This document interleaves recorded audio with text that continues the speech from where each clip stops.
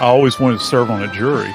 I'm really super excited to be here, so I really appreciate you having me. I'm looking forward to it. Creating this whole trial, Daddy. I want to give a big shout out to the 13th Jury Podcast and Brandy. Yeah, and I applaud you guys. Keep doing what you're doing. That every time you run into Phil Barber, you should reach for it. And then I just looked to the jury, and it's sort of like, look. I was in the eye of the storm, and you guys were watching the storm. Hey, if you're bored of work, come pop in and say, hey, we'll have some coffee. You are a ray of sunshine, and I love what you've done with your YouTube channel.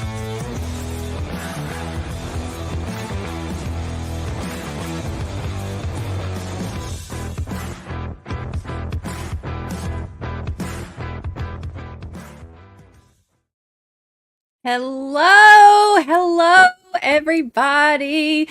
It is good to see y'all. I have our special guest here with us tonight. I know that we are all excited about this. We have Mizzy here with us tonight. Hello, Mizzy. Hello, thank you for having me. Thank you for coming. I know that you have been doing like your world tour of going around. Everybody is like, your time is very precious right now. I know that everybody is wanting you to come and talk to them about Sandra and about the, the new developments and all of the stuff that has come out and the push for justice for her. So I know that you have like the busiest schedule ever. And so I appreciate you making time for us. I appreciate you having me. So I'm willing to talk to, anybody about Sandra's case to get it more out there. Yeah.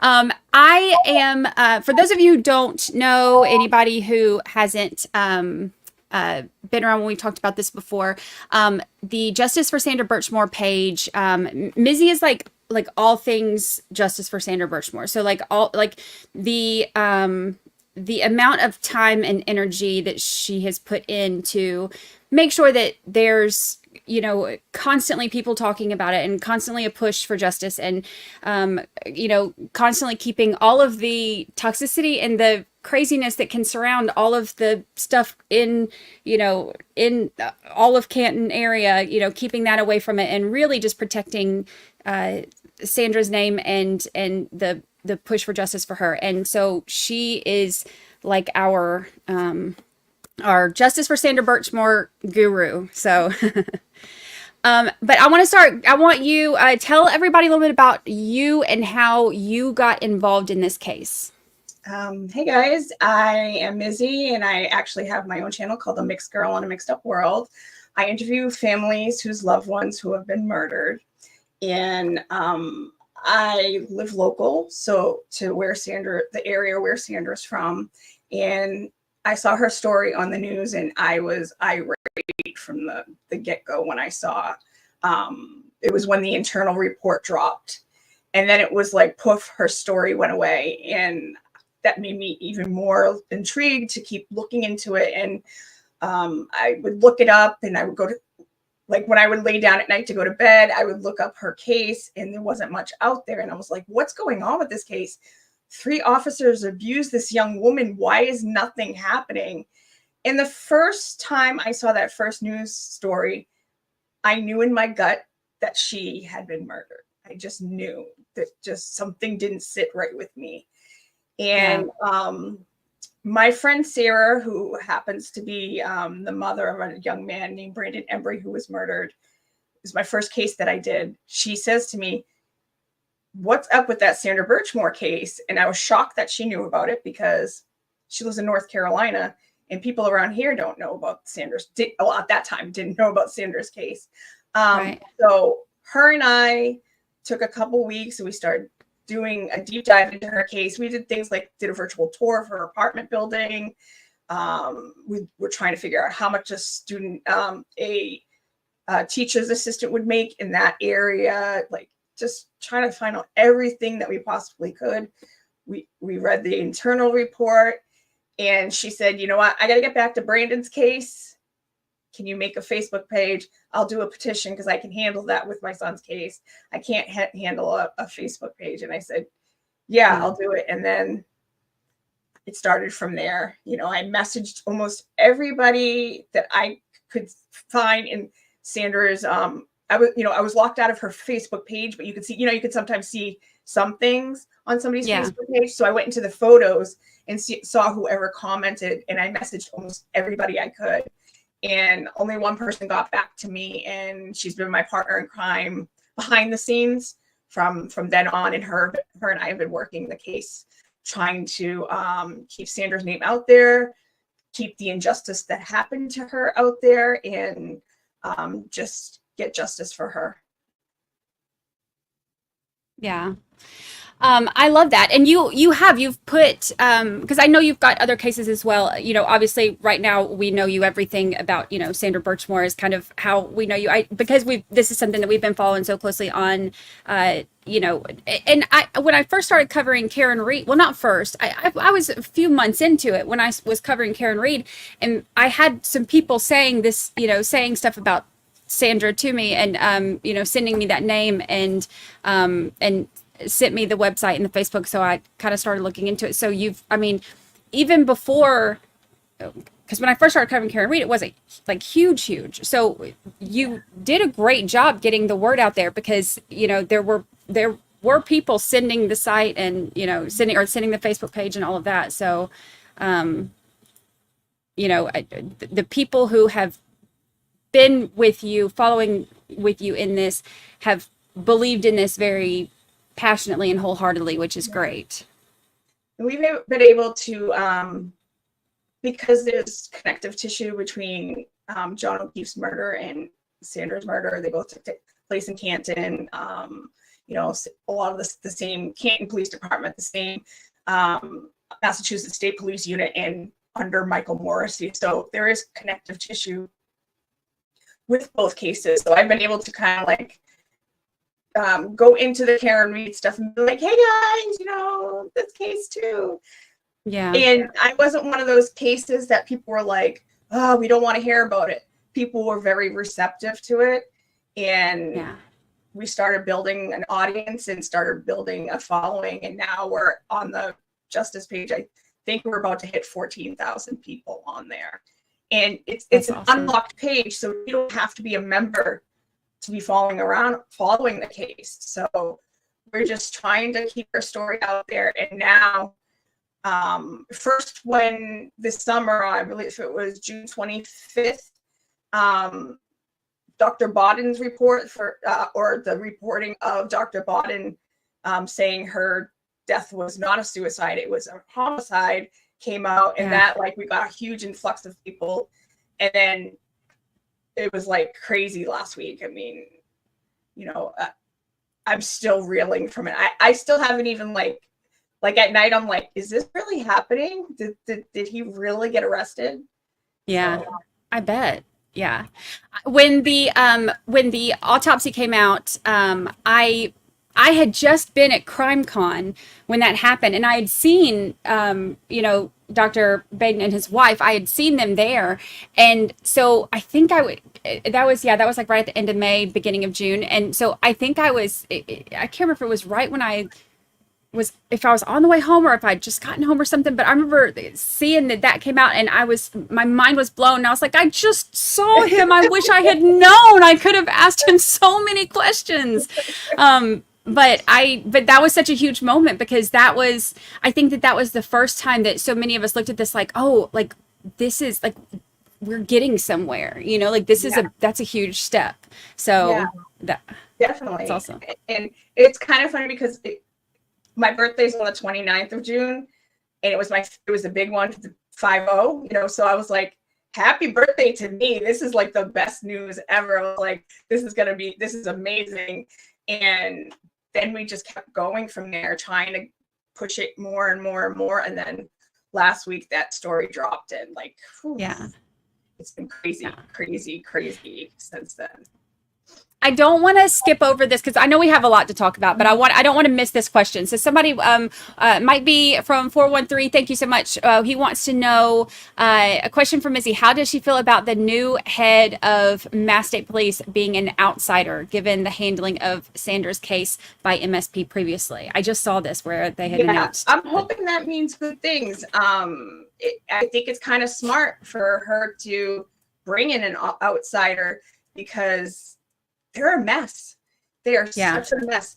there are so many scandals that have happened in the Massachusetts State Police over the years, with the time card scandal that happened a few years ago, and then this year there's been a few scandals, and then, you know, with the Karen Reed debacle, and now with Sandra Birchmore, it's like they are a mess, and especially Michael Morrissey's office and that unit under Michael Morrissey is they all need to be gone. Yeah, I think outside, I have high hopes for outside, you know, perspectives coming in and being able to do something. So I have high hopes for that. So I hope so. Romy says, well, we're all thinking that Mizzy is amazing. Oh, yes. I am okay. So let's get it, because not everybody that I've seen a few people in chat saying that they're not super familiar with it. I've started getting into this in the podcast, but I've only been able to get it into about 3 episodes. I feel like everything keeps happening, and then I'm having to cover all of this other stuff along with it too. So I've been able to introduce the case and kind of the specifics of it, but have not been able to really dive in deep. So for those who don't know the case that are here, can you kind of give us explain to us, you know, from what all you know, what happened? Sandra Birchmore grew up in Stoughton, Massachusetts. She had dreams of becoming a police officer. When she was about 9, her mother enrolled her in a program in the school system to help them connect better and learn how, for both of them, how to deal with each other better.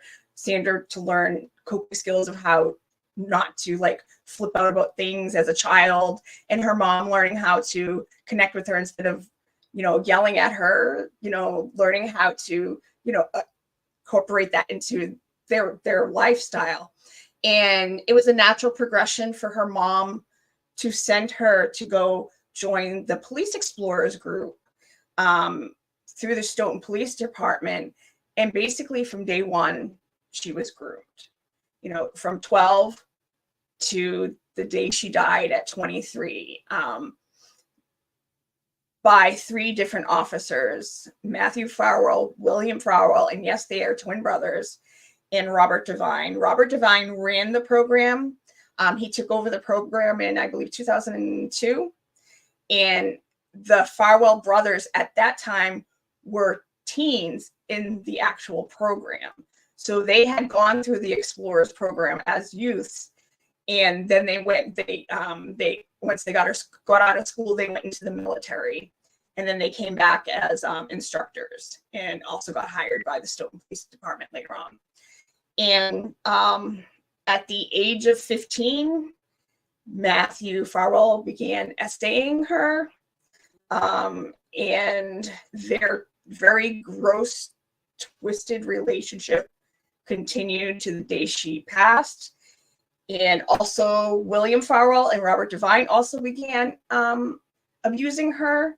William was making her take photos and videos of her activity with other men.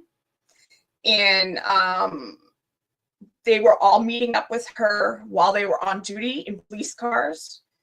And Sandra became pregnant in late 2022 by Matthew Farwell. And this was something that she wanted. That was right. This is something that she wanted. Actually, let me say one other thing before I get into this portion. In 2016, Sandra's mother passed away, and then less than a month later, her Nana passed away. And then in 2019, her aunt Alice Marie passed away, and she had lost some other family members within like a 5 or 6 year period. So Sandra lost a lot of family members in a short period of time, and especially when she lost her mom and her Nana, she felt a little lost, and that made these guys come in even a little more to be like her, you know, become her support system. Their fake support system, and be able to abuse her and reel her in even more. So Sandra, like you said, Sandra wanted to become pregnant. She became pregnant and his wife was about to have their child in February.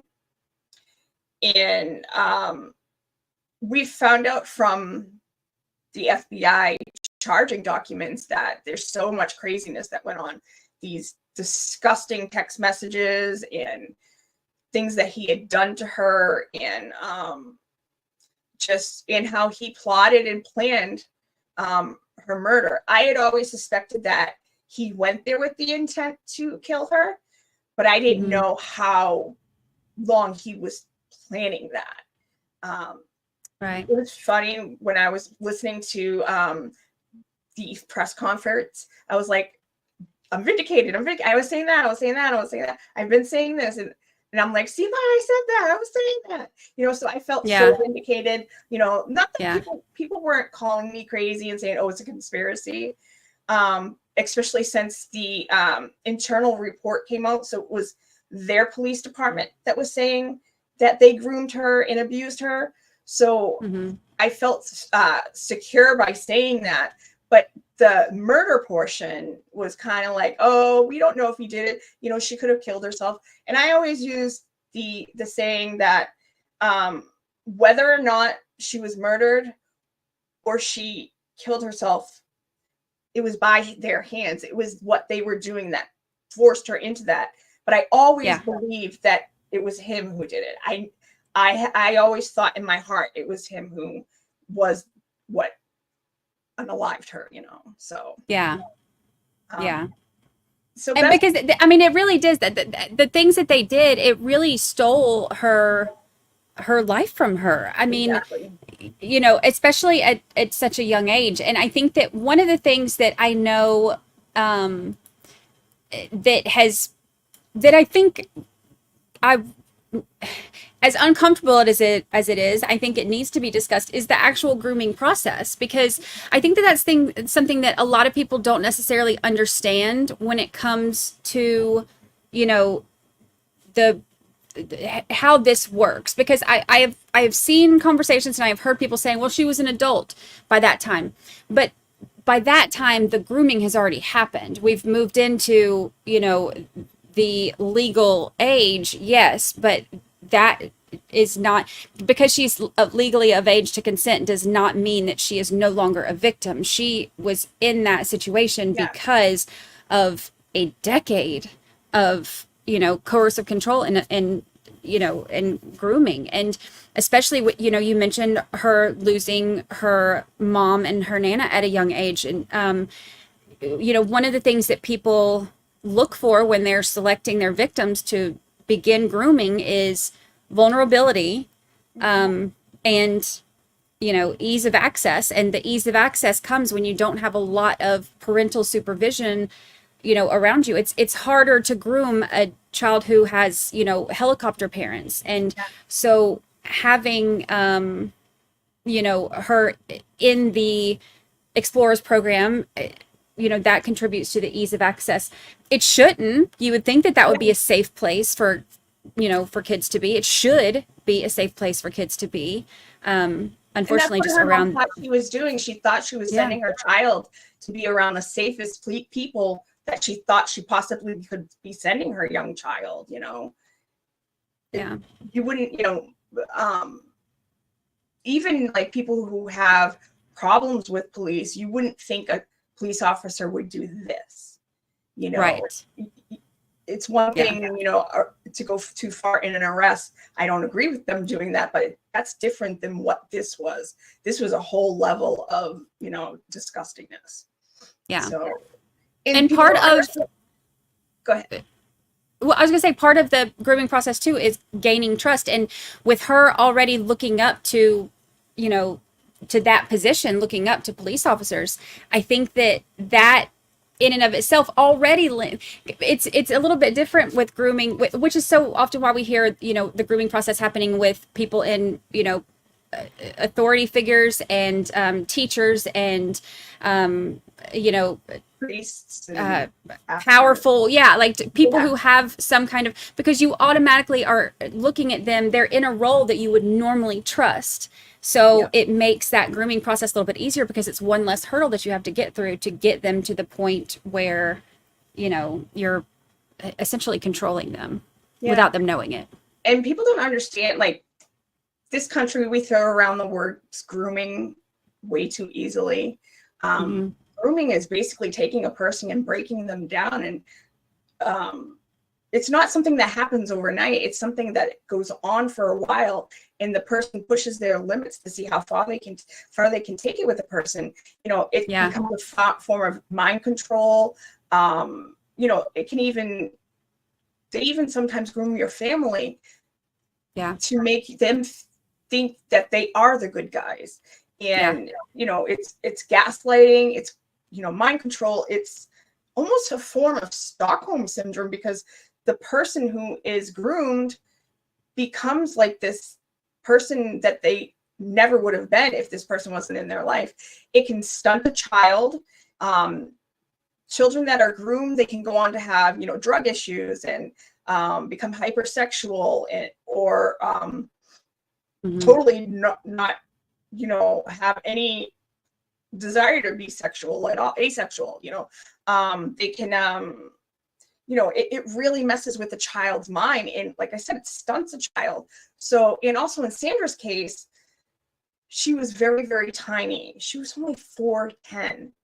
So even at the age of 23, she looked really young. At the age of 12, 13, when she joined the program, she looked like she was 8 or 9.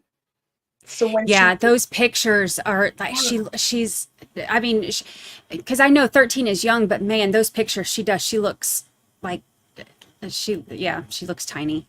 And that's why, as an adult, this is a really disgusting part to say, but the text messages between her and Matthew, he was saying things like, how old are you going to pretend to be tonight? And she would say 14, 13. It's because that's why he kept her around, because she looked like she was 14 or 13 at the age of 23. So it was this, I think people really, really need to fully understand what grooming does to a person. And this case might be the perfect example for people to really realize what grooming really is. Yeah. I think that there is, there are a lot of, I think there's not a lot of understanding about the psychology that goes into it. Not just in the sense of from the person who's committing the acts, but as the victim, it's such a process, and you nailed it. Like you said, this is not something that happens overnight. This is an over, long periods of time this happens. And when you said like it's seeing what they can get away with, it's just a little bit more every time, just a little bit more of an inch every time, gauging reactions to certain things, and then laughing it off like, oh, see, I did this, but it's no big deal, and then we move on to something else, and then the next time when they go a little bit further, then it's it's just kind of just barely making progress in their grooming process. And it takes a long time, but especially once they gain that trust, and then whatever void they feel like the victim has, that's normally a big part of it too, is they feel like they become whatever it is that's filling that void, and it gives them that sense of safety with them and fulfillment with them. And so by the time she has now become 23 and she's, wanting to have a baby with him and wanting, this whole scenario in her head, that to her is what she had been trained for so long to believe, that of where they were at, because he was telling her that, that he cared so much about her, and that, she was so important, and that, the best day of his life was, the day that he took her virginity when she was 15 years old. And, and he was 27 and a month before he got married. Yeah. So, I think that I appreciate the way that you handle it very sensitively, and also acknowledge that, it infuriates me when I see the people saying, well, she was of legal age by then. But no, that's not the point. So No, think of, people got to understand, think of a woman who's been in a domestic violence situation, and then add on top of it that domestic violence situation started when somebody was 12. It's just similar, and people got to understand some of the things that he was doing. He was helping her with her homework. He was going to the library with her. So he was putting himself into her life to be this protector and friend, and trying to stretch the limits of where he could go. And I made a comment the other day where it was like, if you look at the text messages, it's this sick, like gross, like, oh, I liked you. No, I liked you too. And it was like they had this he had this gross crush on her, and he's telling her how much he liked her. And it's just disgusting that he was doing this with a child. It's not a crush. It's not, it was an inappropriate, disgusting, vile relationship. And that's what he is. He's a vile piece of crap. Yeah. That's the nicest way I could say it. Yeah. And I think that once she felt that he was fulfilling so much of, what she was perceiving him to fulfill, like, because obviously he was not keeping her safe, but that's how she felt. And he was not showing her love, but that's how she felt. These were her perceptions, and her perceptions were her reality. So I think that once she became dependent on that, she had, she seemed to have a need to, which is common in victims of this, she seemed to have a need to want to keep him happy. And I think that a lot of the behaviors that we've seen, were, a lot of it was stemming from that. I think that she had, things that she wouldn't have wanted to do, or wouldn't have, done, obviously, without that whole process that he went through. But I think she wanted so deeply to, or felt that need so deeply to keep him happy, and, or else she would lose all of that safety and all of that love that she perceived that she was getting. Which kind of brings us to some of the other people in this case. I know that you mentioned Divine and you mentioned Matthew Farwell. So I want to talk about them for just a minute too, because William Farwell has his, I know he had his post-commission, he had a hearing, which he wasn't there for. I watched it, but his attorney was there on Zoom. But I know that he has the next one coming up in like November or something. Is that right? No, he has another one coming up on the 16th. Oh, sooner than I thought. Okay. Yeah. So, and I believe his actual going through before the actual post-commission, I believe, is in November. And Robert Devine's is the day after his. So William is the 16th and Devine's is the 17th. Gotcha. Okay. And as far as I know that I had a couple of people who were messaging me different questions that they wanted to know when we were talking about all of this. The repercussions that they've had from the internal investigation. I want to talk about that for a little bit too, because some of this is still ongoing. Yeah. Obviously, like we said, we still have, there's still post-commission hearings, coming up. So some of this is still ongoing. But with the brother, we'll start with him. He's got, he was no longer, what do they call it? It's not certified. Is it certified? Is that what is? No, he's not certified at the moment. It's basically his license is on pause until he goes through the post-commission to find out if they're going to fully decertify him and put him on a list, a national list, so nobody else hires him.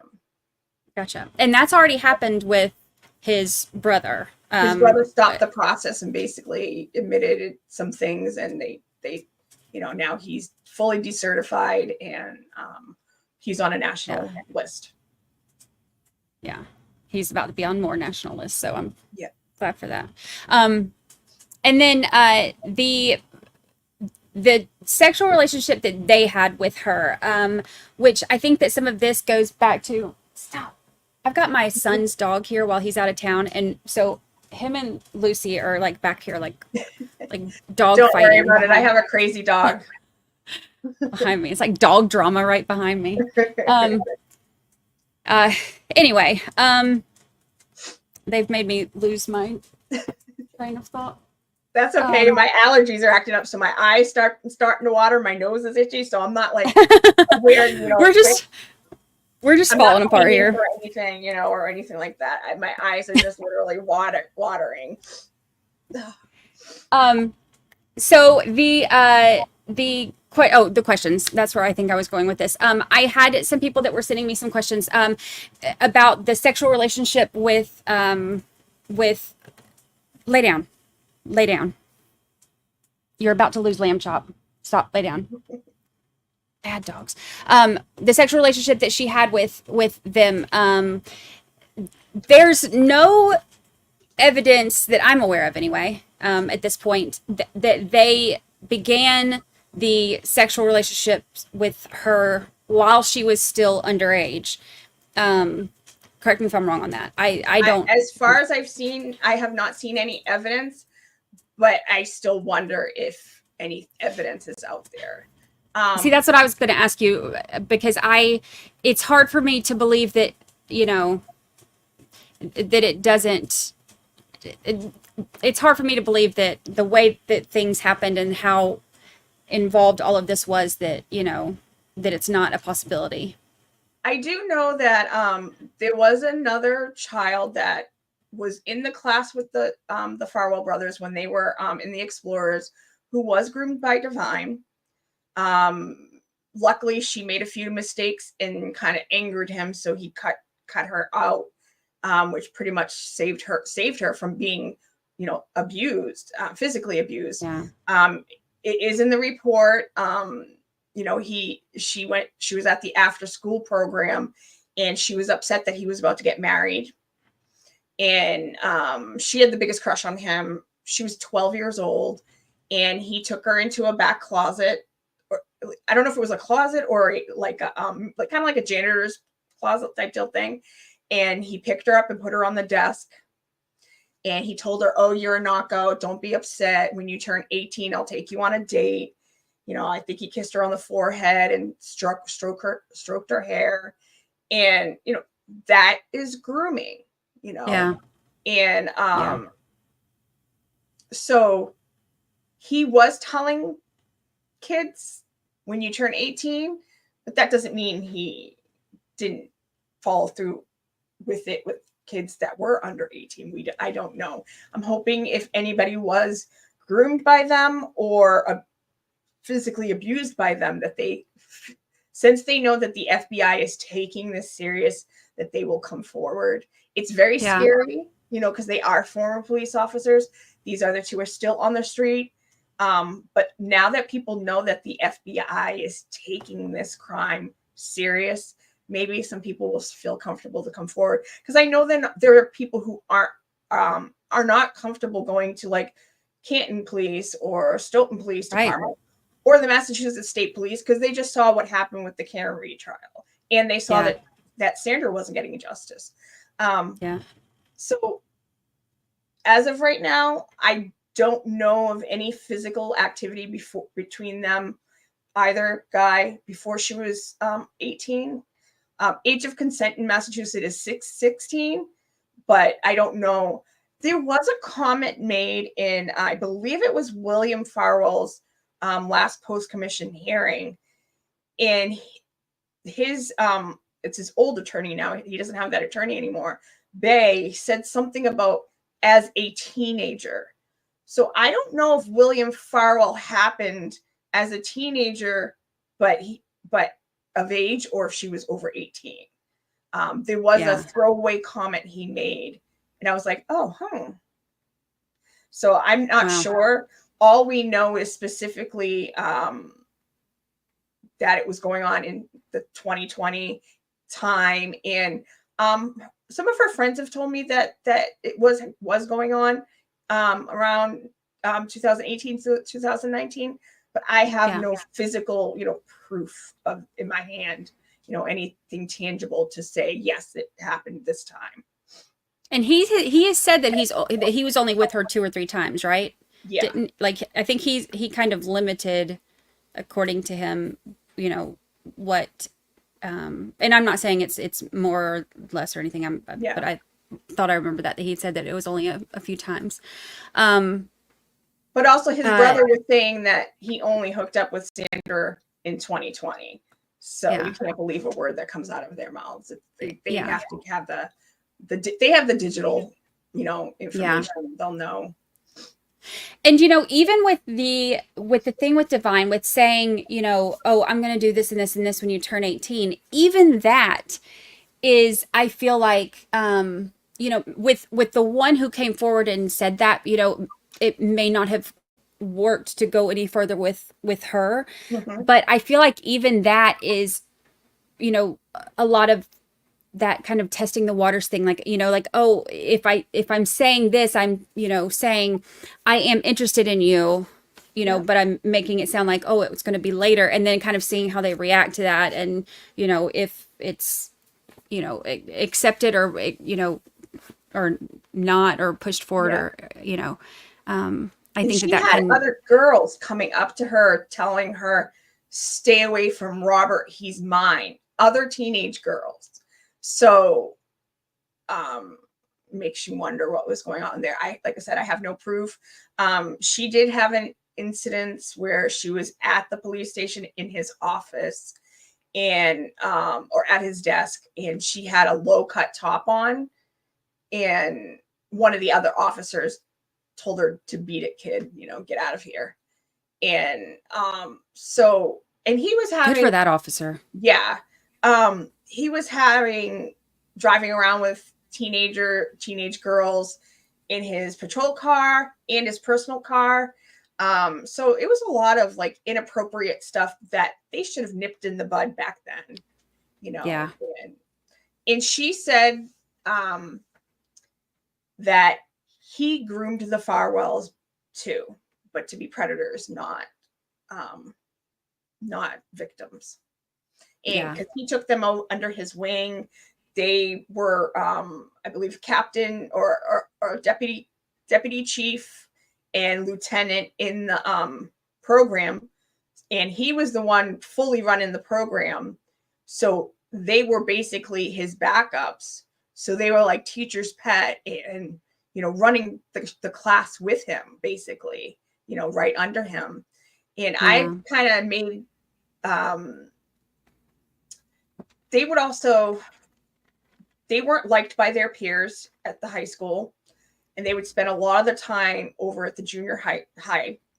And, you know, everybody thought they were cool older boys. And I kind of said, oh, they were like the cool jocks. They weren't. They were outcasts around their peers.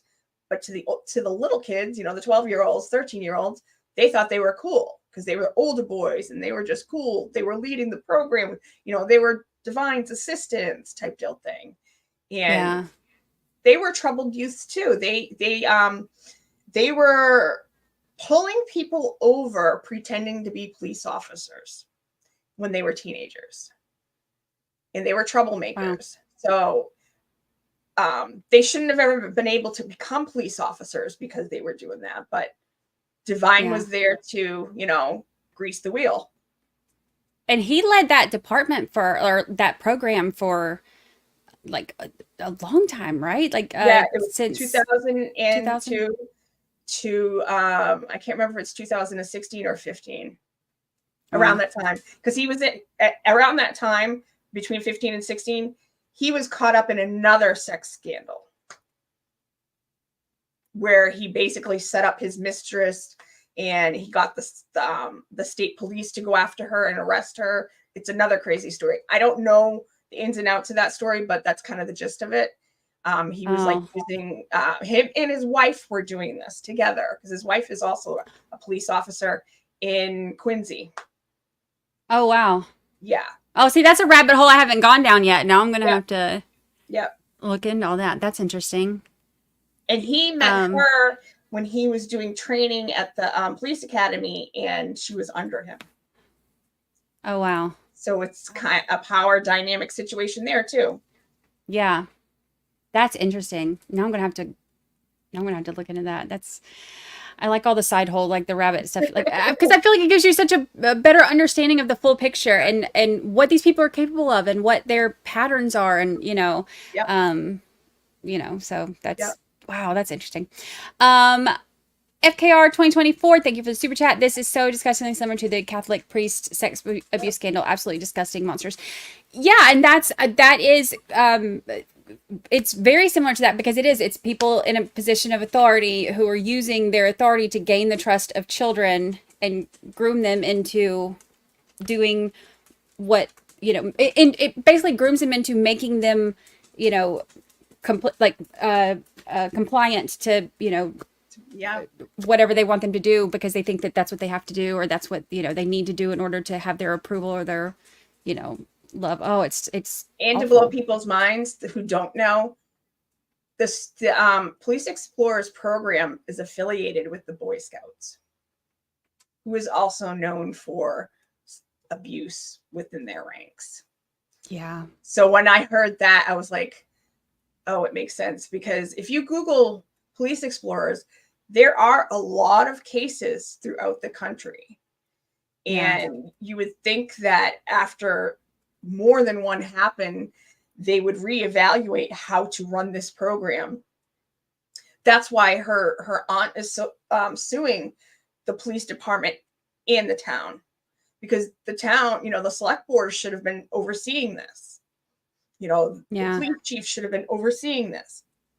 Should have never been able to happen. Yeah. Wow. With the oh, sorry, they just said it. They can hear the dogs in the background. Yeah, it's Finn. His little claws on the. Lucy's sitting down here. Finally, she's chewing on lamb chop. But Finn's back there pacing, looking for something to do because now Lucy's in timeout. But yeah, sorry, they're loud. FKR 2024, I didn't finish my thought. LOL, the Boy Scouts too. Oh, see, already one step ahead of us. Mizzy is always. Nikki, happy 16 months. I'm trying to show y'all stuff too. I'm trying not to get behind. I tend to get so caught up in conversations that I sometimes get behind on chat, so I'm trying not to. Okay, so the thing with Divine, I'm going to have to look into that because I want to know more about that. So the other Farwell brother, he's in New Mexico now. Is that right? Yes. Is that okay? That's what. Yeah. Yep. I heard. So we're still waiting to hear from him. Now with Sandra, I want to talk a little bit more about her and just kind of like some of her background stuff. I know we gave some of the sad stuff. And the kind of the very basics of the timeline.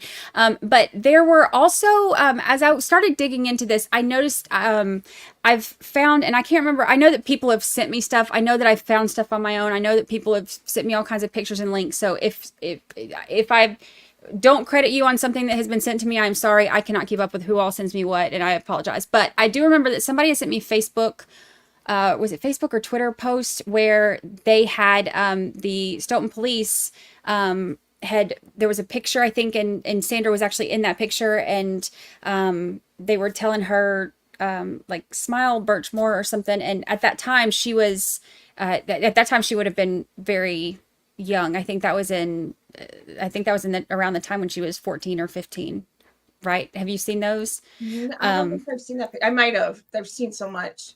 I've seen there's a photo early on of her standing with probably 6 boys, and she's standing next to them, and it just shows you how tiny and pint-sized she was. Yeah. And it's almost jarring how when you see her, you're like, oh, she looks like a child. And she was, obviously 12, 13 is a child, but I'm talking 9, 8 years old. And that's why, like I said earlier, I hate saying these words, but she was almost the perfect victim for them because they wanted children, and she was groomed and compliant, so she would pretend that she was children, and when they looked at her, they could look and see a 12 or 14 or 15-year-old, even at 23. but yeah, and then had her actually, pretend it. Those texts were just, it turned my stomach. It has taken me so long to get through, and I still haven't even made it all the way through the documents. I can only stomach it for so long, and have to step away. And I can, I cover murder trials, all day, every day, and stuff, but anything to do with children, it just hits different. And hearing the things that he said to her, even at the time that, some of these are sent, like she's a little bit older, but it's still the stuff that he sends, asking her, to say, no, please don't, I'm only 13 and stuff like that. Oh God, even saying it just makes it just churns my stomach. And disgusting. It's disgusting. And I can't imagine, I can't imagine. It breaks my heart. And he was 27 at the time that he took her virginity. She was only 15. He was 27. And, and even after she was of age, literally telling her to pretend. He's telling her to, act out. Oh gosh, it's just, it's Vile. It's just vile. Yeah. And the thing is, Sandra was really smart as a kid, and she was. Everybody keeps saying how funny she was. She was funny, and but she was a little. She overshared a lot. She got in trouble at her last job from when she got pregnant. She was so excited to tell everybody. She was even telling the kids, and they were like, this is elementary school kids. You can't be telling them this. And it was just, she was just so excited. And, she wasn't overshare. That's one of the reasons why I didn't believe she did it, because I felt like she would have called somebody. She had people that she was communicating with before he got there. So that was one of my reasons. Like, she would have said something to somebody. She was always on her phone. But, she was quirky and funny and very smart, but she was also immature too. So it was like she had this, very smart and, but also immature. And that's one of the things of symptoms of being groomed. You get stunted. So, you don't portray as you're somebody who's, 23. You act like you're, 15, 16, 17, like you're still in high school. So it's and I know that there was a situation at one time where she had been in a fight or some kind of argument with I don't know if it was him or if it was a family member. I can't remember the details, and I'm sorry, but there was some kind of argument, and where somebody was called in because she had said that she was going to harm herself, and and they said that I think they made her talk to police, or took her to the hospital or whatever, and she was evaluated, and there was no risk. But you saying that she was an overshare and she would say that reminds me of that, because I think I think in that situation, I don't know the specifics of it, as obviously I wasn't there, but it could have been one of those things where it was an attention thing, or it could have been just a, blurting it out because you're angry and, had no intention of it. But whatever it was, they didn't see that as an actual risk for her. They saw that as just her saying something. So I think if with her being that type to say whatever it is and talk about it and share it and whatever, then that would be fitting with that, with being more of the type that would say it but not actually do it. And especially with her, with her being excited that she had a baby on the way, because she wanted that. So she did. And not to sugarcoat Sandra's situation, Sandra did have some mental health issues. So that makes it even worse that they went after her. She had a little bit of behavior issues too as a child. But she was also, as things went on. She was pushing her family away. She was isolated, and because of what these men were doing, some of it's Right. Teenagers don't want to be, we all want, when we were teenagers, we all go through that thing where we're trying to figure out who we are. And there's that, push and pull with your parents, but it was a little bit more than that. And these men got in her head, and people need to really understand that the fact that they went after a child that did have some mental health issues. And that is one of the reasons why in that situation that you were just talking about, that she was taken in and evaluated, is because she did have some mental health challenges, which she was getting help for. She was seeing a therapist, and she had spoken to her aunt that afternoon, and her aunt was like, there's no way that she did this, because she was in good spirits. I mean, it's right in the reports. That she was happy, she was excited about this child, and the family said there is no way she would have done this. She was so excited about this child. That's all she wanted, was to be a mother. She wanted her own family. She wanted. She was 10 weeks pregnant when she was murdered. And the first, but on Valentine's Day, she had planned to make an announcement to the world to announce her that she was going to have a baby. And she had her friend paint on canvas, saying it was a sign that said something like, I'm expecting, and I'm going to have my own little my own very own Valentine, or something along those lines. And so that's not somebody who was thinking about killing herself and killing her child. She wanted this child so much. She was calling people that she hadn't talked to in a long time. Any person she bumped into, she was telling. I was talking to one of her cousins, and they were at a wedding, and Sandra had met her cousin's boyfriend, and she was telling him everything, but she didn't tell the rest she wasn't telling the family yet, but she was telling him all about it. And because she was just so excited to tell anybody that she could. I talked to some of her friends that she bumped into. They were like, yeah, she told us how excited she was to have the baby. I believe she told a couple of her cousins a couple weeks before that she was, so even though she was going to make this great announcement, she was telling everybody that she could. She told her coworkers. She got in trouble for telling the kids. She wanted this child so much. And you can even see in what her actions were.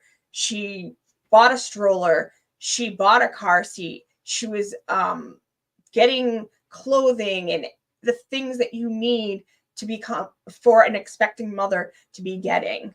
And she was almost 3 months. So it's like she was already buying everything. That's not somebody who wants to take their life. That's somebody who's excited about the future she had planned. She wanted to go to nursing school. So she was not giving off any signs of somebody who was about to take their life. And even in the document, they said she was doing laundry. That's not somebody, who's about to take their life. They don't do chores, so it's like, I knew from, like I said, there was something about in the news report. I saw her friend was on screen talking about her death, and just something her friend was saying. I was like, because she was murdered. And I just knew from that first moment that she died at his hands. Yeah.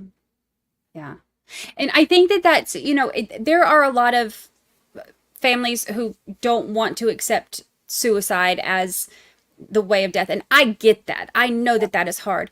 But then there are those that we look at, like this case, and it's not just the family saying, oh, she would never.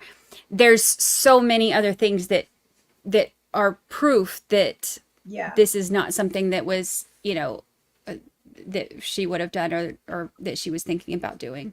So, and some of the biggest proof is how she was killed. It's odd for a 23-year-old to do a prison style hanging. It's not like she hung herself inside her closet. She was in a fully seated position with a ligature around her neck and the ligature around the doorknob, both, or door handle, not a doorknob, door handle, both very, very tight. That's not normal for a 23-year-old girl. She had tons of medication in her house. She probably would have went and taken a bunch of pills and went to sleep. She wouldn't have done it that way. It was, and it's a horrible way to go, because it's not like a regular hang where you have a chance where your neck snaps. It's total pressure. So you are physically applying the pressure to it. Yeah. And and also I always say it was the biggest final FU to her where he placed her phone. He placed it like, it was like a foot away from her knee and right off to the right. I believe it's the right hand side. And it's like, it was almost like even if she had woken up, the phone would have just been out of reach. Yeah, she would have been able to use her leg, but it was just, when in that situation, you would be panicking. You might not make the right choices. I just felt like her phone was the last FU to her. That's awful. Mermaid Mary, thank you so much. For those new to Sandra's case, Crime Timeline website by Nerdy Addict, Eva, and Irina is also a great source of info. Mizzy, you are Sandra's hero. Thank you. Yeah, they have a great timeline. I'll have to look at that. Oh, y'all know I love a timeline. I'm like all about timelines. That's my favorite. Zach, thank you. Don't worry, I can read the room. Zach's normally our troublemaker. Can't stand predatory cops, authority figures. Hope you and your son and friends are well. Mediocre. Thank you, Zach. Thank you. I am again behind on chat, so I'm sorry if I've missed y'all's questions while we were talking.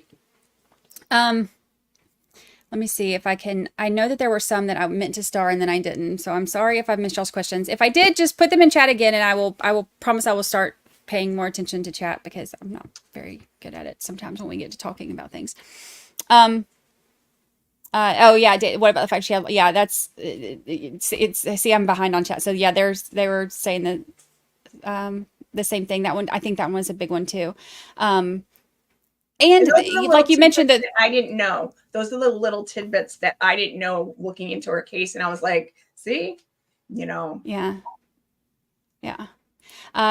You are correct. Sandra had suffered many losses, especially in 2012, 2016, and 2019, yet she always had a sweet disposition and a smile. She was powering through it all. That's her cousin. Oh, that's, I think that's one of the things that's heartbreaking too, to see the pictures with her smile and and just because she does have such a great smile, and seeing she seems like the type that was just and hearing things that have been said about her and stuff, like just how she was funny and quirky and had all these great qualities. It's heartbreaking that it to take that from her, to take that from the world. The qualities that I've been seeing a lot is that she and even in some of the reports, I have a report that's basically all her contact with the Stoughton Police Department, and she was like, there was one incident. She was visiting her aunt at her aunt used to work at Dunkin' Donuts, and it was a Dunkin' Donuts in a store, and there were some guys that grabbed something and ran out of the store, and she was like, she stepped up to be a witness. She was like, I saw this, and this. She was always helpful. Like, there was some friends getting into trouble, and she stood up for them. Just things like that. Just like, she was very, she wanted to be helpful to people. She was very kind when it came to things like that. And it's just so sad to see this young woman that had all this promise to become a productive member of society, and these guys just squashed that, that out of her. Yeah. Mike B from 413 says Mizzy is right. As a paramedic for 29 years, countless suicide scenes. Women don't use methods to disfigure their bodies. That's how I believed murder. Yeah, good point. Yeah, because I think that's what the statistically it is like overdosing and stuff like that. That's for women. So, but even if it's hanging, like you said, the door like that is not. I've never heard of that in any case ever. The only time I've ever seen it is in, like, prison shows. The Wire, was it The Wire that had? Yes, and I actually that's the made only a video thing. showing like almost a year ago, saying I think this is how it happened, and it's very similar to how her death was. But there are two very famous cases that are kind of similar. I can't get all the particulars. I believe it's Kate Spade. Is that who? I think that's her name. If not, it's another woman who had a big purse empire. In Robin Williams, his case is similar, but in both of those cases, they're slightly raised. They weren't sitting. I think Robin Williams was in a chair, like slightly raised off of a chair, not on the floor. But they're not sitting directly on. She was sitting. Her bottom was on the floor. And that makes no sense, Yeah. Something I was going to say too. Robbie Rope says, not to be vindictive, but I hope that you have a chance to tell Fanning. I told you. Seriously. Well, actually, I spoke to Fanning almost a year ago. Mm-hmm. And that the conversation has really been in my mind the last few days. Yeah. I said to him repeatedly, I think she was murdered. And he said, oh, no, I've seen tons of suicides. And trust me, she took her life. And I said, I don't agree with you. I think she was murdered. And in our conversation, I kept looping it back, saying, no, I think she was murdered. And I said, I think he staged a scene and she was murdered.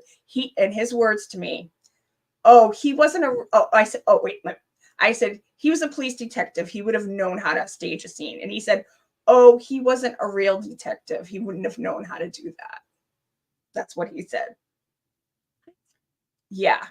And one of the other things he said to me, which after seeing all the text messages enraged me, he said, we talked about her. He was like, she was in therapy. And I said, yeah, I know. And he said, well, she was very secretive. And I said, yeah, because she was groomed. That's what happens when a child is groomed. They're secretive. Right. They don't tell people what is going on.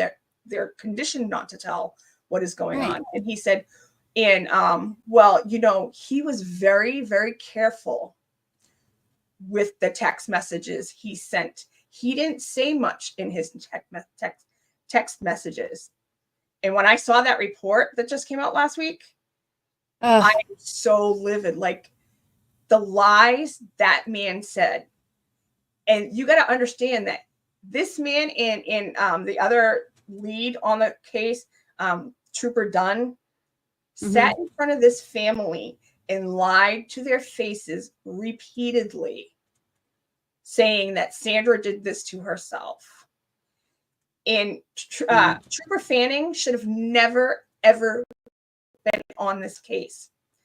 Just like Michael Proctor had an issue of knowing the Alberts. Yeah. Trooper Fanning was a former Stoughton police officer. Trooper Fanning worked with Robert Devine.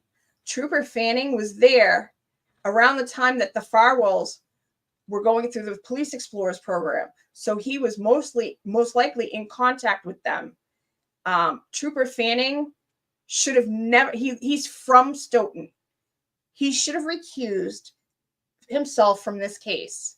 He should not have been investigating at first any case that has something like that has to do with, investigating police officers from his former police station. Right. And officers that he knew. Yeah. Wow.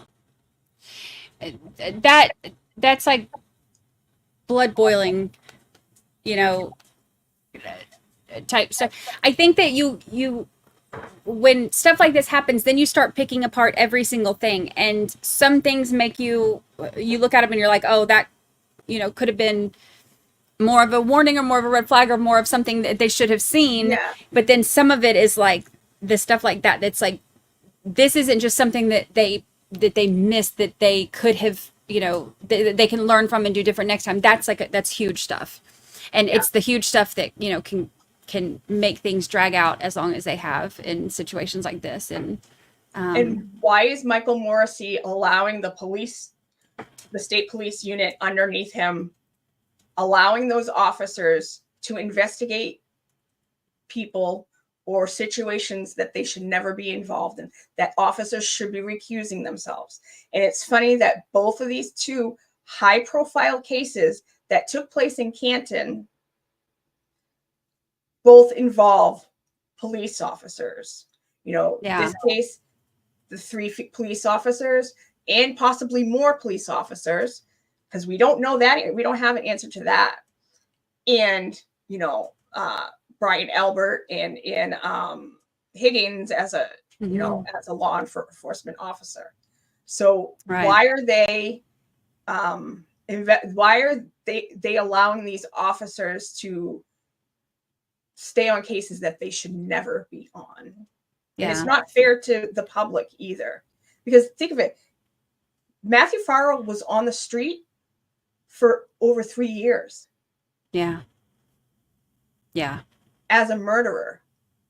And I know of other things that he's done. And he should have been off the streets.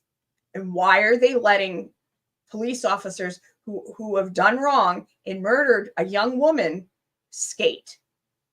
Right. Think about that. Not only the damage that does, because here's the thing. There's so many aspects to that, and there's so many things that messes up. Because already, I know that whole area has such broken trust with the authorities in the area, and I know that because I hear it. I see it in the, you know, select board meetings when I watch those. I get it in my, you know, my podcast email nonstop. You know, people talking about it. The trust with authorities in that entire area around there is already so broken. And by continuing to allow things like this, it's continuing that divide, and which leads to more problems. So you have all of that on top of, you know, all of the things that they're actually messing up while they're, you know, on duty, all of the investigations they're messing up, all of the things that they're not, you know, doing properly, because either they don't care to and they're going easier on things that they shouldn't be, or their involvement gives them, you know, a fog of the stuff that they should be looking at. So it's so problematic for so many reasons, and it just continues to happen. And it's like, you ask the question, is it incompetence or is it by design? Right. I'm leaning towards by design, you know, and especially, you know, these two cases, like I said, they're not similar in what happened, you know, but the connective tissue between them when it comes to how they were investigated, the cases were bungled. Information that the FBI had was mostly what was gathered by the Massachusetts State Police. So people need to ask themselves, if the FBI was able to get him for murder, why wasn't the Massachusetts State Police? The one big difference, I would say, in both cases is the medical examiner. But if your audience remembers who watched the Karen retrial, when Proctor was on the stand, they had a text message chain about putting pressure on the medical examiner. Now, in Karen's case, thankfully, that medical examiner didn't budge, and she kept it as undetermined. That's huge, because it's not categorized as a murder, and it's not categorized as an accident or self-inflicted. So, but did this medical examiner succumb to their pressure? And it seems like it, because her for the hyoid bone to be broken, she should have asked a lot more questions, because that was the one piece of information I wanted to know, if that bone was broken. Because I knew if that bone was broken, she was most likely murdered. Yeah. And see, that is one of the things, because that, you know, when those texts came out, that was one of those moments where I was like, you know, this looks so bad for you. How are y'all not, like, how is your entire department not freaking out over this? You know, coming out, because that's exactly what it shows, is that, you know, they're putting pressure to get the, you know, rulings that they want. If they want to pursue a conviction, then they're pushing for it to be a murder. If they're wanting to ignore this and let it go away, they're pushing for it to be, you know, a suicide. So having those, you know, situations, and, you know, we know that it happens, but having it in a text, you know, oh, should have, you know, if it would have been us in there, we could have gotten, you know, the answer that we wanted. And I do feel like that is probably very likely about what happened here. And, you know, I hate that, because that makes things so much harder on trying to get actual justice for her. Yeah. So thankfully the FBI stepped up and they got our man. Now we just have two other puzzle pieces that need to come off the table, because the things that William was up to, because we kind of started talking about him and then we kind of went in a different direction. I personally believe William was trafficking her. He was making her, he introduced her to other men. He was making her take photos or videos with these men. And also going back to Proctor's testimony, when he was looking for Karen's nudes, my stomach dropped and I became irate. I started screaming at the TV from those text messages, because I knew this stuff was actually in Sandra's case. I knew there were videos. I knew there were nude pictures. I knew there were pictures of trysts that she had with men. Yeah. And I knew what they were probably saying about her. The name of what they named the case is disgusting. They called it the black light case. Yeah. Really? Yeah. For a young woman that they knew was murdered. And they decided to cover the case up, and they name it the black light case. Like a ha-ha. Yeah. That's awful. It is. You know, she never had a chance. And it's like the police disrespected her while she was alive by taking advantage of her and abusing her. And then the guys who should have been the good guys weren't. They continued the abuse of Sandra in death. And I was like, I'm not letting this stand. I will not rest until something happens in her case. And I had a retired FBI agent say to me we were doing another panel. Him and I have become friendly, and he actually helped me with some stuff, like bouncing some things off of him and ideas, and say, hey, how should I handle this, and things like that. I kind of downplayed the public pressure, and he said, no, he's like, don't ever downplay it. He's like, because of you and the people who came along on the ride with you, that helped put pressure, and to keep her name out there does help. And they do see that. And that made me feel good. But also for people who, you know, I'm disabled. I'm not able to like march in the streets and be out on the streets all the time and do a million standouts. We do like one a month. But even still, we were able to build something by me sitting in my, I call it my bootleg lazy boy. You know, I didn't think I could be an activist from my house, but I made it work. And so if anybody is listening, you know, if you see something wrong and you want to take a stand and you can't stand out in the streets, you can use social media to do it, you know. And for some reason I was able to make it work. And, you know, it wasn't just me. I have an awesome team in place. Like I said, her cousin was my partner in crime. She kind of kept me from not, you know, because my personality is to be like kicking a door, you know, that's my personality. Like, and she'd be like, she'd say it in easy, like, I'd be like, example, we made a banner. I don't know if you saw the news shots of people down at the courthouse. Well, I made a huge banner that said justice for Sandra Birchmore. I wanted to say Sandra Birchmore was murdered. And I said, what do you think? And she said, I don't know. Are you sure that's what you want to say? And I was like, yeah, like, of course. And she's like, okay, it's your choice. And I can always tell when she's trying to say, I don't think you should do that. She's like, I say, she's my angel on my shoulder and I'm my devil on my shoulder. And I listen to her because, she is her family and I want to, it's not about me. So things that I would do if it was my brother, it's not about me. It's not about my family. It's about Sandra. And I want to make sure I get things right. I want to make sure we put pressure on people, but in the right way. And it's not about anybody else, but getting justice for Sandra Birchmore. Yeah.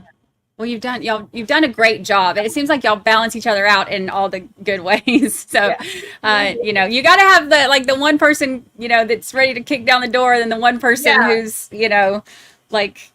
kind of keeping you grounded. So it sounds like y'all are a good team. I said that this is the only time that I'm happy that I'm sick. Because if not, I would probably be in a jail cell for kind of being a bug up some behind. I can't do that. I can't go, down there every day. I was like, I would be down there every day after work. I would stand out in front of the station till 6 in the morning. So when I would be a nightmare. But I'm like, okay, it's kind of good that I have to be hands off because of my health. But it's been good because we've been able to come at it in a different way than being totally in your face. We've been able to build a groundswell through TikTok, through the page, through Twitter, and a little on Instagram, and just get people in and to hear her story, Yeah, that's awesome. FKR 2024. What do y'all think of Matthew Farwell's kid being with him? Oh yeah, his kid that was with him when he got arrested. Had this idea pop in my head. Maybe he knew that the heat was on, and perhaps he wouldn't get arrested if he had his kid, almost like his shield. What do you think? Do you think that he knew that the heat was on? I think he knew the heat was on. I wondered that, but I think I feel so bad for his son. I do too. His other son has to live the rest of his life knowing that his dad murdered Sandra the day before he was born. He murdered her and then went to the hospital to be with his mom because she was about to have him. I feel so bad for his children, and it's no way to have to live your life to deal with this. But unfortunately, his father made those decisions, and I feel bad for him being there. No child wants to see all that. And, as a child, now his mom has to explain to him what is going on. He's old enough to, get on Google his father's name, and he might not understand the complexities of what happened, but he's old enough to get online and Google what his father did. Yeah. And that's going to be, the first thing that's going to come up is so much, I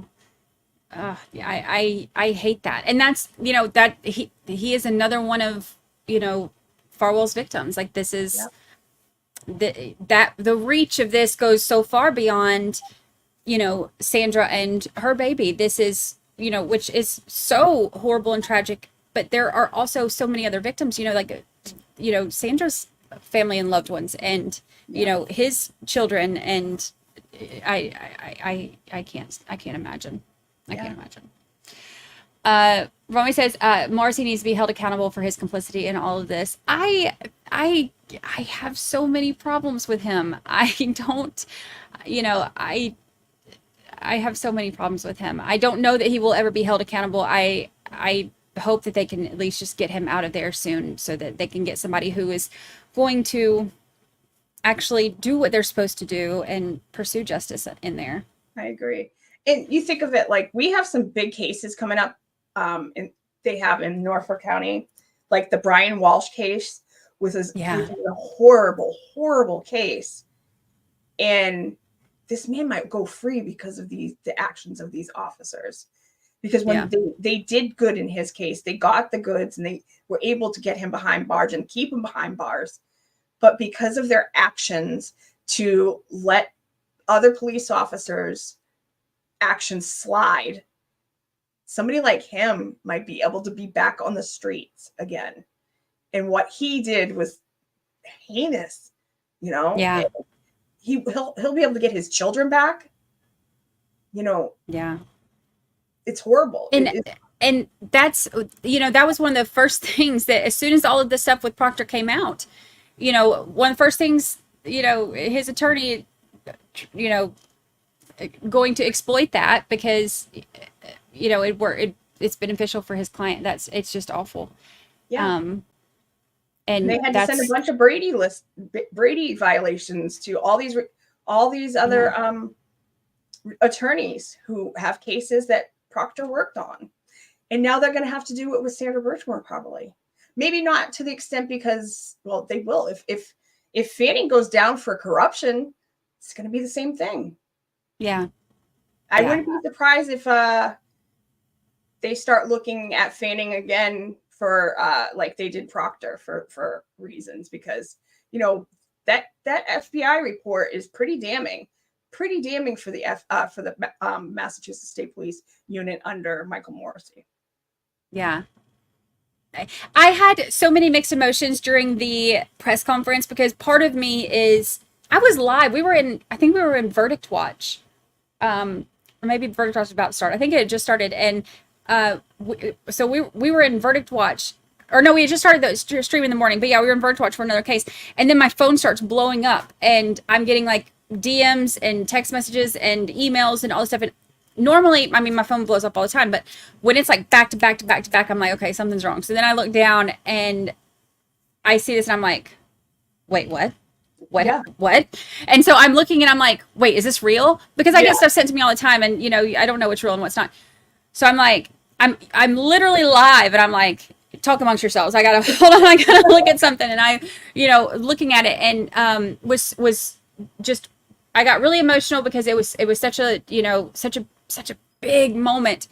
And I was really excited. And then listening to the press conference, I had so many mixed emotions because I was so thankful for what is happening, but at the same time, hearing what they're saying and knowing that this was known and that these things could have been used to get to this point years ago I was equal parts furious and, and relieved, I think. I feel like it was so long overdue.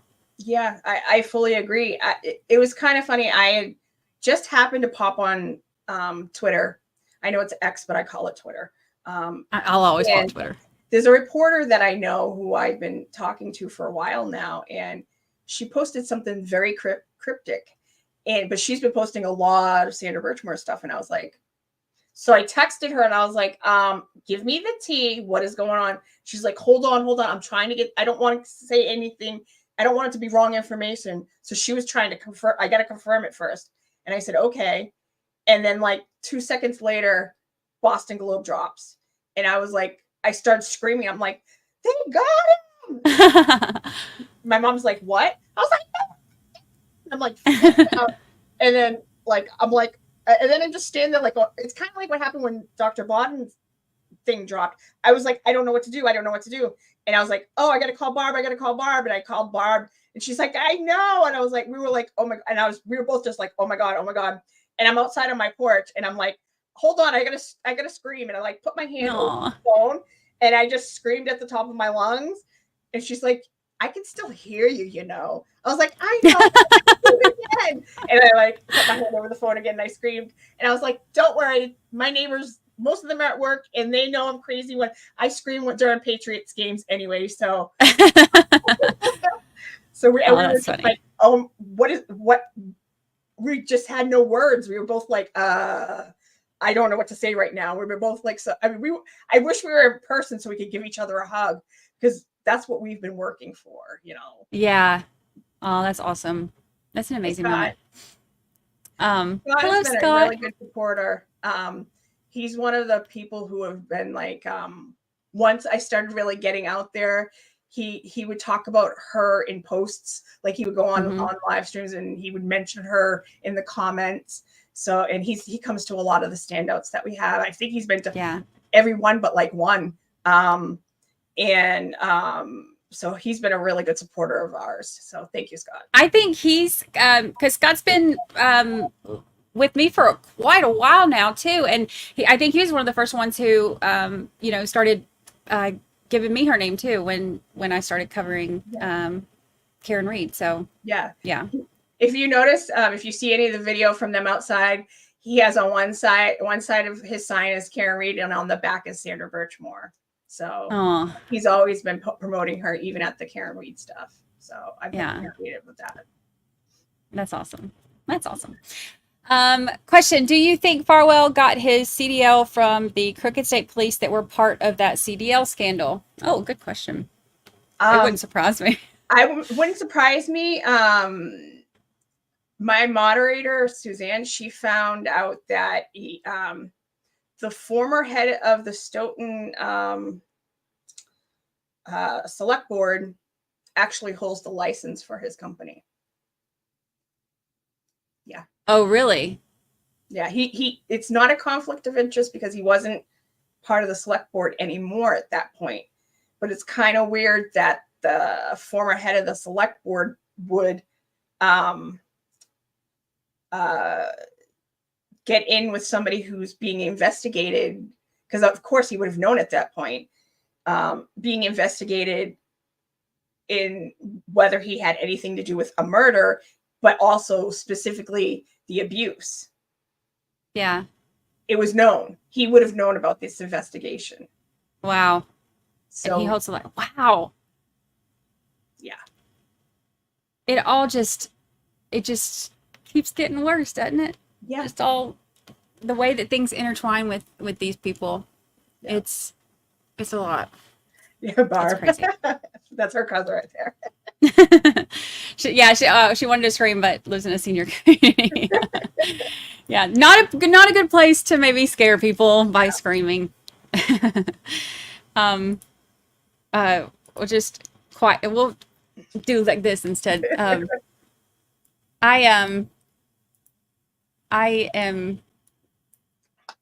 live in a condo building, so anytime I get too excited or too whatever, I'm always unless it's spring break, anything goes. You can scream all you want to around here because it's nothing but college kids and they're all screaming too. So any other time than that I can, but not spring break. For anybody else, I know I told Mizzy I would only make her stay with me for like an hour and a half, 2 hours. So we've got a few more minutes. So anybody else, I'm sorry if I missed your questions. Well, we were trying to get all the talking and all the details going. So if I missed any of your questions and you want to ask anything, you can put it in chat now, and I promise I'll ask. Jenny wants to know, is his wife standing beside him? I don't know that. Do you know that? She is still together. Yep. And she's known this whole time that the Stoughton report went into the abuse. I don't know if she knew about the murder part, but she knew about the abuse. She knew what the Stoughton Police Department was saying. And like, that's why I say, it's not me saying this. It's not me saying that, Matthew Farwell, William Farwell, and Robert Devine abused Sandra Birchmore. It's their own police department that says it. Yeah. I don't know how she could stay. How do you... I don't know how. Yeah. And I know with this being federal, he's facing either life in prison or death penalty if they decide to pursue death penalty. So, and they might take that former FBI agent that I know, he said that they might deal with him saying, we'll take death off the table, but you have to give us everybody and everything. Yeah, that's a good point. They have him dead to rights. They don't need to deal with him. They don't need to put a deal on the table, but to get everybody else who was in the cover up and the conspiracy of what happened to Sandra Birchmore, he might deal, but that means he's going to have to turn on his brother, his twin brother. Wow. Yeah. That's the kind of stuff that you see in movies, isn't it? Like Yeah. the kind of stuff that's just too crazy for real life. Yeah. Wow. And that's actually, that you say that, I mean, that's a high possibility, really. Yeah. That way, that's the only way they can really not the only way, but I'm saying that's, kind of a guaranteed way to get, almost guaranteed, depending on what he does, to, try to get all the extra information that they need, because they can pursue death penalty, and there's so much, evidence, you can't deny it when it's in your own words, your own writing, your own text messages. Yep. So, as far as all that goes, and then, obviously with the murder, he could take his chances, but there's so much evidence. And one of the things that just popped in my head from my conversation with Fanning, I got to him to admit that her phone stopped moving when he left. And he said, well, but we think she did it like right after he left. Like he shut the door and she went and did it. And I was like, okay. And to find out that there was a 3-minute difference from when her phone stopped moving to him leaving, there was like her phone stopped moving. And then he, it just like, I knew it, like I said, that was one of the things that I felt good that I got him to admit that. Especially with it moving where it was found, with it being right there, that it's not like it was just on the table. And he thought he was talking to somebody who was really stupid or just didn't know what was going on. Like, oh my God, I think she's been murdered. No, I knew the case. Like I knew like the Stowe report pretty well. And I had already read the Massachusetts State Police report. So I knew a lot about the case, and he was kind of shocked that I knew so much. Something about the Massachusetts State Police report I want to bring up. I've spoken to a few witnesses, and one of the witnesses from her school was totally left out of the report, and she sat with them. And there's another witness who was friends with her. She actually messaged me because she wanted to see what her portion of the report said. And I sent it to her, and she said, that's not everything I said to him. I said a lot more. So they left out like half of the conversation. And she told me, when they were interviewing me, they were trying to steer the conversation to be about Sandra's mental health. So it was like they were trying to make it, make it go towards this young woman was troubled. She had mental health issues, and she was just so upset and sad that he broke it off finally with her, which is bullcrap because they had broken up many times before. Yeah. So why would she do it this time, especially when she has the one thing that she wants, to have a baby? Right. Who was it that interviewed her? Did she say? It's in the reports. I think it's Matthew Dunn, or Trooper Matthew Dunn, and I cannot remember who the other one is. When it comes to Fanning, he would always be there when when Matthew was interviewed. The 2 times he was interviewed, he was there when William was interviewed, and he was there when Divine was interviewed. So it's like he always popped up when the important interviews needed to be probably corralled in, One other thing, another find from my mod, Suzanne, when they confiscated his phone and he had to sign it over to them, if you look at the sheet, it says something along the lines that in the investigation of the suicide of Sandra Birchmore, like he wrote that in personally. It's just something, why would you write that? He didn't even need to write anything in. He was just signing his phone over. There was no reason to write anything. And it's just weird that he said that. It was almost like, you guys realize I didn't kill her, right? Kind of like trying to be. Yeah. Like too much. It's too much. Yeah. People in chat are wanting to know how they can assist you. You've done so much. Everybody wants to help you fight the fight. So how can they donate to you? We are not accepting donations, but we could use your time, especially if you're local. If you can, come to our standouts. We're doing a standout at his next hearing next week on the 12th at the courthouse. But if you're not online, we have ways posted for you to help get it out there. Like a letter writing campaigns and call, like I have a flyer that you can print and write a letter to the Attorney General, because she does have Sandra's case. So they charge him in the state. Write a letter to the governor and say, you need to get rid of the whole office of under Michael Morrissey. There are things that you can do, and just sharing her story, and correcting the record when people, disparage her and say, no, she was groomed. Let people know that, she wasn't just this, she wasn't a badge bunny. She wasn't a girl out there chasing police officers and sleeping around. She was a girl that was groomed from the age of 12 to 23, and she was murdered by this man. Yeah. And she was abused by all three of them. So, we are not taking any donations. The family doesn't want us to take donations. If anything changes, we will post it. Or if you feel like you want to donate to something, there are tons of places you can donate. There's places like RAIN that help people who are abused. Any domestic violence charities, you can even donate to them and say, I want to make this donation in Sandra Birchmore's memory. That's something, if you feel like you want to make a donation, you want to help that way. But we're not taking any money. We've been told we're not allowed to, so we're not selling anything at the moment. So like I said, if anything changes, if our family decides to do a scholarship or anything like that, I will definitely post it. If you're not a member of our Facebook page, please come join us.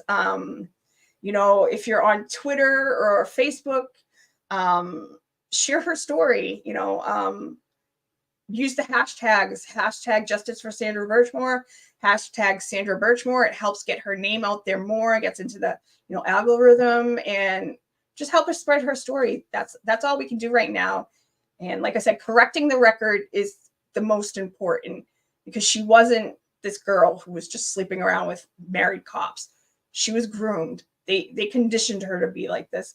And that's something that needs to be corrected, because people tried to, just like I said, pretend she was a badge bunny, and she wasn't. She was not. Yeah. And I know that that's an uncomfortable conversation, and I know it is, and I appreciate you, because I know we talked about that, kind of before we got into anything, because I am in full agreement with that. I feel like that's something that needs to be discussed, because I think that in order to understand how serious, obviously all murder cases are serious, but in order to understand how serious the allegations are, and the abuse, and how extensive it is, and how long it went on, and what effect it had on her, grooming is really something that you have to understand, which is why I know that it's an uncomfortable conversation, but it's why it's one of the first things that I wanted to talk about during this, because I think that it really does make a huge difference in how people perceive what happened. Because if you don't really understand that process and what it does, then you can't really understand exactly how diabolical these people were. Exactly. And thank you for that, because that's one of the things that we are, our plan is to try to educate as much as we can on grooming, and also talk about Michael Morrissey's office and the state police unit underneath him, that there are issues there, and especially Trooper Fanning. He should have been. Well, I want to help with that. My degree is in psychology, so I understand kind of the grooming process. So I can make like a short video of the explaining it and psychology behind it, and I can send it to you, just as reference for that, if that can help, because I think that definitely. I can even pin it on our page, and especially because people like to watch short videos, a short clip type deal thing. That would be great. Thank you. We appreciate that. I can do that. We'll keep it short and simple and just kind of, you know, hit the main points that people don't seem to understand with that. And, you know, maybe that can kind of help. Thank you so much. We really, like, my team has been talking about that a lot lately, that we really need to push that aspect, because there have been, for the most part, people have been really good, but there are some of those, you know, outliers that are saying, oh, she asked for this, she's just a badge bunny and stuff like that. And it's like, no, you got to understand what's behind it to understand what happened to her. Yeah. Yeah. I agree. I appreciate it so much. I appreciate you so much taking the time. Like I said, I know that you are busy right now. And I know that you are like, everybody is, you know, pulling you in 100 different directions. And I messaged you, like, you know, because we've talked on you know, Twitter DMs and stuff, you know, but when the news broke, I messaged you and I was like, I'm crying. I know you're crying too. Like, this is such a, you know, such a big day. And we tried to get together last week and then ended up having to reschedule. So I know that you're like, you know, being pulled every which way right now. So I genuinely appreciate you taking the time to come and hang out and talk to us and, you know, share all of your knowledge, power with us. Thank you for having me. I really appreciate it. You know, a lot of people love your podcast, and people have been saying, Brandy wants to cover it. She wants to cover it. And I appreciate all that, because you jumped on it before this news broke, you know, so, and like I said, we just need Sandra's story to stay out there. So, you know, this doesn't go away. We can't, our foot is on the gas and we're not letting up. So good. Yay. That's what I like to hear. Yes. Well, we are all 13 jurors are here to support any way that we can. So, I've got the links, and, I'll make a post in the community, thing too, on the page with the links for the Sandra Birchmore page, but also the Facebook, and I'll do one for your, you know, your channel as well. So I'll put all of the ways, all of the things. I will put all of the things all in one post on the community, because I know that everybody's going to be messaging me after this. Like, I didn't get that link. Could you put the link again? What was the link again? So, so we'll do that. I appreciate that. Thank you so much. All right. Y'all, thank you so much. I appreciate everybody coming and hanging out. I am not going to see you again for, it'll be a minute. I'm going to be in trial next week in Lake or Claremont, Florida. So I won't see y'all again for a while, but I appreciate everybody hanging out, and I will see y'all next time. And if I missed your question, I'm so sorry, but I'm sure that if Mizzy can fit us into her big busy schedule, then she can come back again sometime soon, hopefully. So great. All right, y'all have a good night. Thank you. Bye.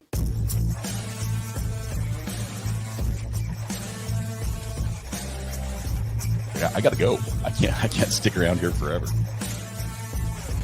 Everybody was wonderful. Everybody behaved. Everybody's always so nice to me. Just love your channel and